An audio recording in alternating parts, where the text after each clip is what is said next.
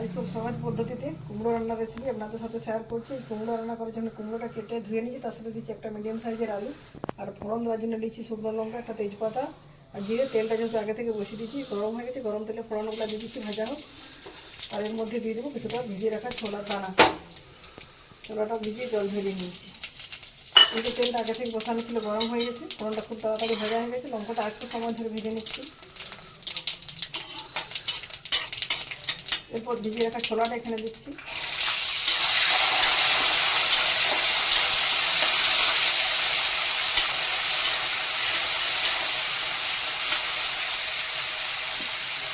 ছোলাটা 2-3 মিনিট সময় ধরে ভেজে নিচ্ছি। ছোলা ভাজার সাথে সাথে দিয়ে দিচ্ছি লবণ আর হলুদ, আর কোনো কিছু মশলা লাগবে না রান্নার সাথে।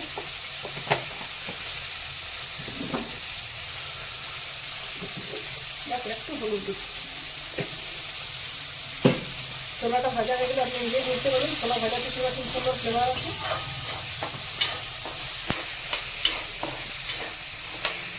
মিনিট সময় ধরে ছোলাটা খুব ভালো মতো ভেজে নিচ্ছি। ছোলা থেকে খুব সুন্দর একটা ফ্লেভার উঠে আসছে। এরপর ধুয়ে রাখা কুমড়ো আর আলু এখানে দিয়ে দিচ্ছি। তারপর খুব ভালো মতো মিক্স করে নিয়ে 5 মিনিটের জন্য ভেজে দিচ্ছি। ফিরে আসছে 5 মিনিট পর। এই রান্নাটাতে কোনো জল দেওয়ার প্রয়োজন নেই। কুমড়ো থেকে যে জলটা বেরোবে সেই জলে কুমড়ো আর আলু শুকিয়ে হয়ে যাবে। ছোলাটা যেহেতু ভেজা ছিল, ভেজে দিচ্ছি, এমনি শুকিয়ে হয়ে গেছিলো। বন্ধুরা ফিরে আসছি 5 মিনিট পর। আমার সাথে থাকুন, তখন থেকে শেষ পর্যন্ত ভোজনের ভিডিওটা দেখতে থাকুন।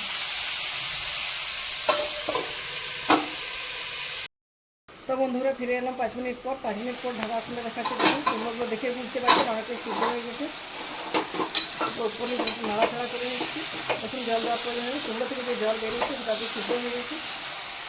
তখন পর্যন্ত গ্যাসের ফ্লেমটা আমি মিডিয়ামে রেখেছিলাম। কুমড়োর মধ্যে দিচ্ছি সামান্য একটু চিনি। এটা অপশনাল, আপনি চাইলে দিতেও পারেন, আবার নাও দিতে পারেন। অনেক ক্ষেত্রে কুমড়ো মিষ্টি হয়ে চিনি দেওয়ার প্রয়োজন হয় না, কিন্তু কুমড়োর মধ্যে একটা গন্ধ থাকে, সেই গন্ধটাও কেটে যায়, স্বাদটা আরও বেড়ে যায়। আমি চিনিটা একটু অ্যাড করলাম। চিনি দেওয়ার পর গ্যাসের ফ্লেমটা একদম লোতে দিই। আরও 5 মিনিট ঢেকে দিচ্ছি। ফিরে আসছি 5 মিনিট পর। বন্ধুরা আরও 5 মিনিট পর ঢাকা খুলে দেখাচ্ছি। দেখুন দেখে বুঝতে পারছেন রান্নাটা আমার পুরোপুরি কমপ্লিট হয়ে গেছে। আমি গরম গরম রুটির সাথে সার্ভ করবো। রুটির সাথে খেতে বেশি ভালো লাগে। আপনি অবশ্য লুচির সাথেও খেতে পারেন। ঢেকে দিচ্ছি, রুটির সাথে সার্ভ করছি। তো বন্ধুরা দেখুন থালাতে গরম গরম রুটি নিয়ে নিচ্ছি। রুটির সাথে কুমড়োর তরকারিটা সার্ভ করছি।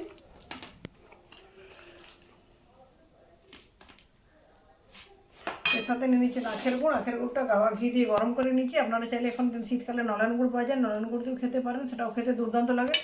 তো বন্ধুরা আমার আজকের রান্নার রেসিপিটা কেমন লাগলো কমেন্ট করে জানাবেন। অবশ্যই কম সময়ে রান্নাটা করা যায়, খুব কম তেল মশলায় রান্নাও হয়, যেহেতু বাড়িতে একবার ট্রাই করবেন। ভালো লাগলে লাইক শেয়ার, চ্যানেলটি সাবস্ক্রাইব করে পাশে থাকার অনুরোধ রইল। ধন্যবাদ।